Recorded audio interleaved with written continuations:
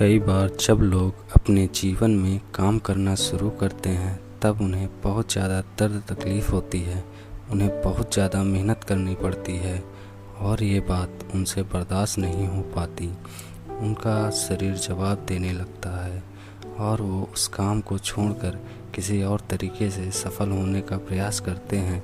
लेकिन याद रखिएगा, सफलता का मार्ग मेहनत, तकलीफ़ और दर्द से होकर गुजरेगा, तो इसके लिए आप हमेशा तैयार रहिए। तो चलिए इस बात को आज हम एक कहानी के माध्यम से समझते हैं।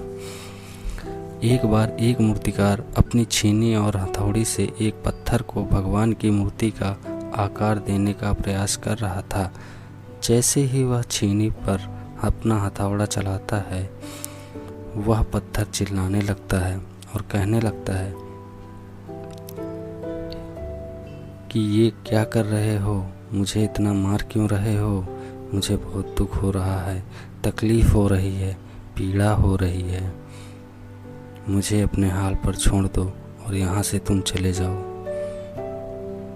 मूर्तिकार ने उस पत्थर से कहा, मुझे बहुत अच्छे से पता है कि तुम्हें बहुत ज़्यादा दर्द हो रहा, तकलीफ़ हो रही है और तुम बहुत ही ज़्यादा पीड़ा में हो, लेकिन यदि आज तुमने इस दर्द को नहीं सहा, इस तकलीफ़ को नहीं सहा, तो जीवन भर तुम इसी प्रकार से पड़े रहोगे। मुझे पता है कि तुम में आगे बढ़ने की अपार संभावना है। तुम एक बहुत अच्छे पत्थर हो, लेकिन तुम इसी प्रकार से रहोगे तो कभी आगे नहीं बढ़ पाओगे। इतना कहकर मूर्तिकार औजार उठाए ही थे कि पत्थर फिर से चिल्लाने लगा, गिड़गिड़ाने लगा, विनती करने लगा कि मुझे अपने हाल पर छोड़ दो। मुझे पता है कि जीवन के लिए कौन सी चीज़ सही है और कौन सी चीज़ गलत है। मुझे बहुत ज़्यादा दर्द हो रहा, अब मैं इस तकलीफ़ को बहुत ज़्यादा नहीं सह सकता। मैं जिस हाल में हूँ उस हाल में मुझे छोड़कर तुम यहाँ से चले जाओ। उस मूर्तिकार फिर से उस पत्थर को समझाने की कोशिश की, तुम अपने सब्र को बनाए रखो, थोड़ी देर और दर्द सहो। यदि इस दर्द को सह लिया तो मैं तुम्हें भगवान बना दूंगा और तुम्हारे किसी मंदिर में स्थापना कर दूंगा।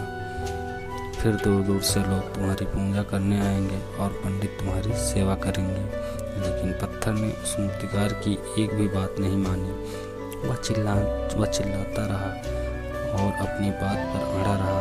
मूर्तिकार ने उस पत्थर को समझाने की कोशिश की, लेकिन वो पत्थर नहीं माना। अब मूर्तिकार भी थक चुका था और वह उस पत्थर को छोड़कर आगे बढ़ गया और थोड़ी ही दूर जाकर देखा कि एक और बहुत ही अच्छा पत्थर पड़ा हुआ है।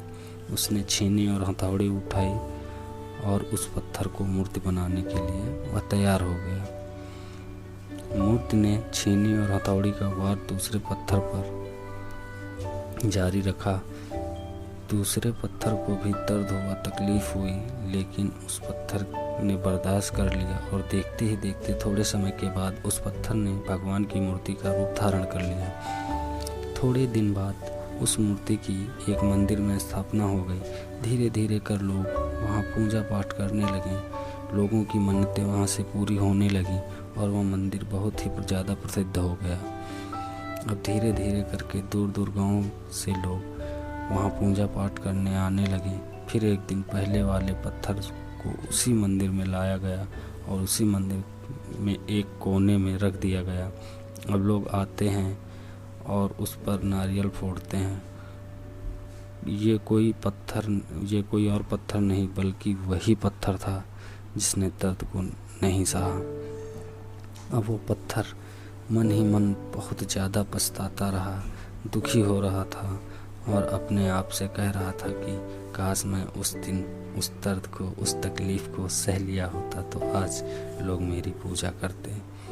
इसलिए आप भी अपने जीवन में हमेशा याद रखिएगा कि जब आप अपने करियर की शुरुआत में दर्द, तकलीफ़ या कठिनाई हो रही हो तो आप रुकिएगा मत, किसी और रास्ते की शुरुआत मत कीजिएगा, क्योंकि कोई और रास्ता आपको सफलता नहीं दे सकता। आपको उस दर्द को, उस तकलीफ़ को सहना ही होगा।